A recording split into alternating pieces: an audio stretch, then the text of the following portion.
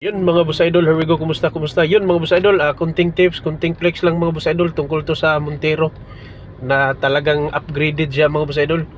Habang magdadrive ka mga boss idol, makikita mo yung buong katawan ng minamaniho mga boss idol. Yan. Yan. Yan o, kita yung gilid mga boss idol. Talagang maiwasan mo yung masabit ka sa gilid. Kahit ganito yung, kahit upgraded yung minamaniho mo mga boss idol, focus mind pa rin mga boss idol.